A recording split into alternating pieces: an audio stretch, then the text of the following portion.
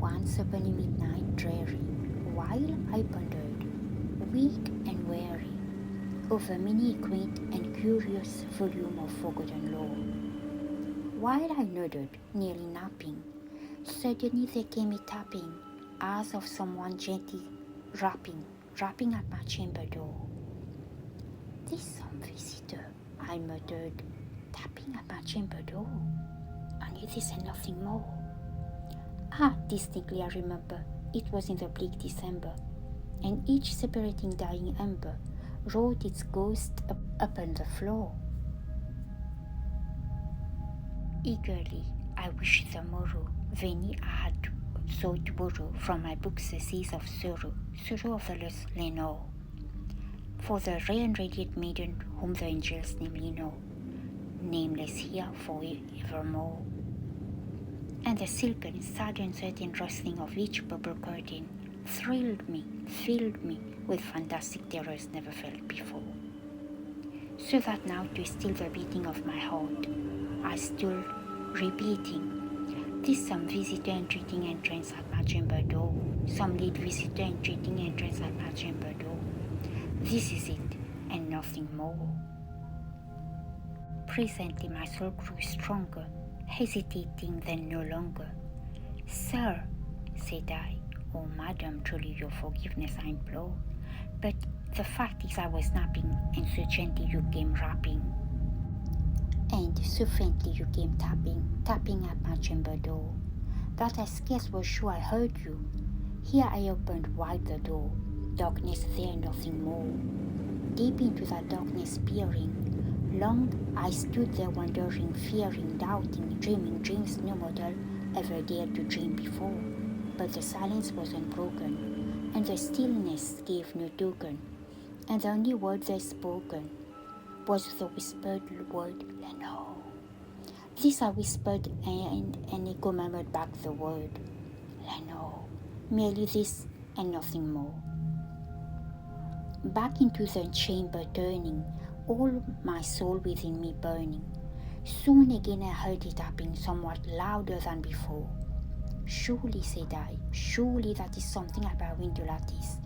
Let me see then what thereat is, and this mystery explore. Let my heart be still a moment, and this mystery explore. This the wind and nothing more." Open here I flung the shutter, when with many a flirt and flutter, in there stepped the stately raven of the saintly days of yore.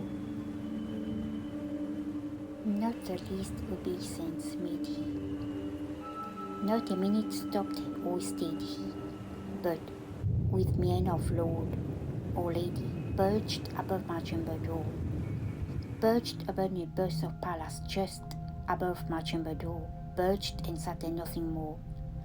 Then this ebony bird beguiling my sad fancy into smiling, by the grave and stern decorum of the countenance it wore.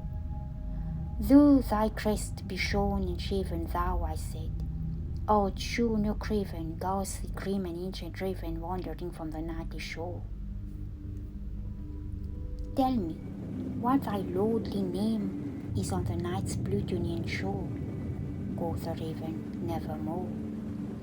Much I marvelled this ungainly fowl to hear discourse so plainly, though its answer little meaning, little relevancy bore, for we cannot help agreeing that no living human being ever yet was blessed with seeing bird above his chamber door, bird or beast above the sculptured burst above his chamber door, with such name as Nevermore.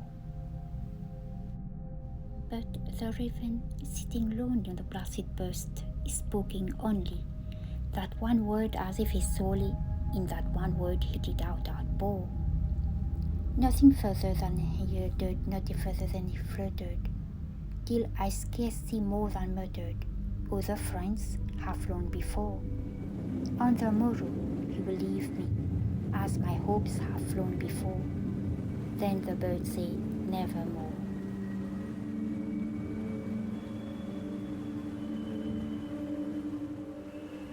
Startled at the stillness broken by reply so aptly spoken, "Doubtless," said I, what it does is its only stock and store caught from some unhappy master, from unmerciful disaster, followed fast and followed faster, till he sinks one burden bore, till the daggers of his hope that melancholy burden bore of never, never more.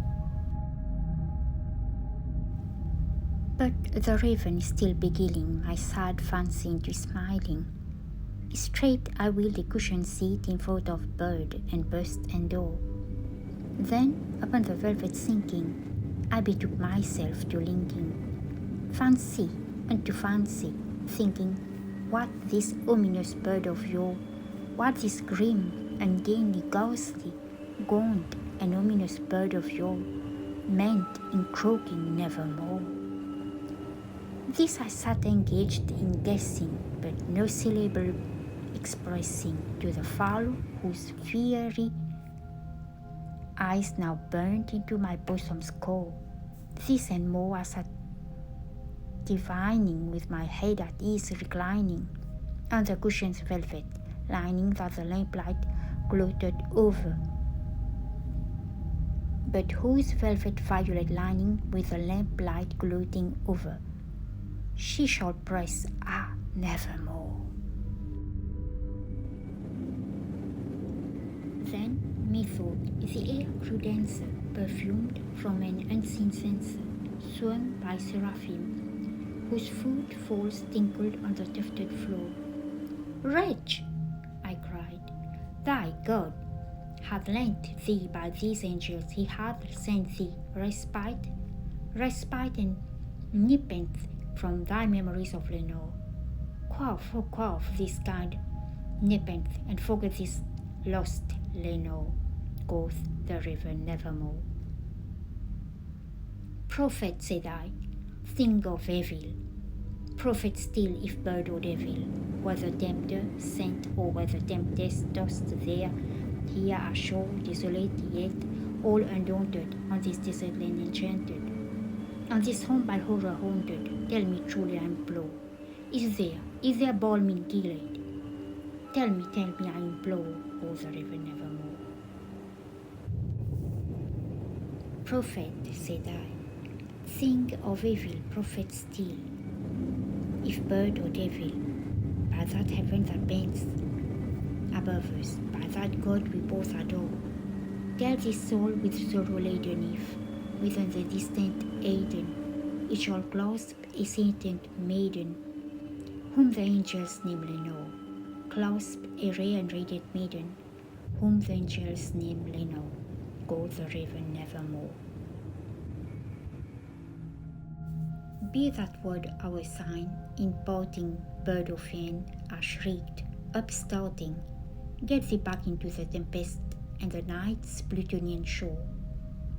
Leave no black plume as a token of that lie that Saul hath spoken. Leave my loneliness unbroken. Quit the burst above my door. Take thy beak from out of my heart, and take thy foam from off my door, go the raven nevermore. And the raven, never fleeting, still is sitting on the pallid bust of Pallas, just above my chamber door. And his eyes have all the seeming of demons that is dreaming, and the lamp light over him streaming throws his shadows on the floor. And my soul from out that shadow that lies floating on the floor shall be lifted nevermore.